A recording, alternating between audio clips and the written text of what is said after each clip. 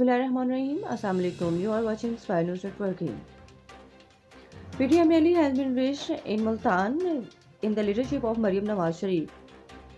She said after 2.5 years, Prime Minister Imran Khan said he don't know how to work. Wheat, maize, sugar rates are increasing day by day. 27 billion rupees metro project reached at 127 billion rupees. After that, the Prime Minister Imran Khan said, "We are honest." PDM leaders Fazlur Rahman said, "We have overcome obstacles before and will continue to do so." He said, "Governments make fun, they are corrupt, they have to go back their homes." In March, there were shocking incidents that 11 workers were killed. Prime Minister Imran Khan protested against this terrorism. The Chief Minister of Balochistan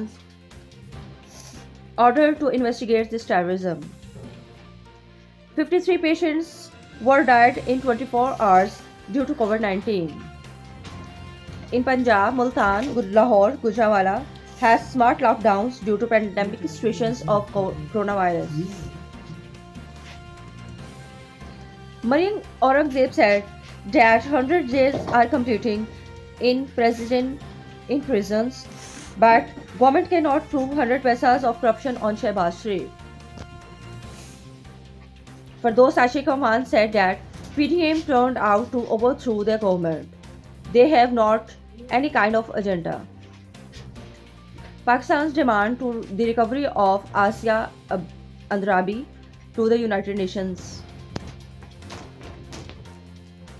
A lawyer was kidnapped in Islamabad J16-3 at his own house. The community of lawyers is declared a strike on 4th January. Indian governments announced and give permissions to use vaccines in emergencies. Punjab has passed 12 billion rupees for the development projects of Punjab. Pakistan cricket teams made 297 scores against New Zealand. New Zealand's will batting tomorrow.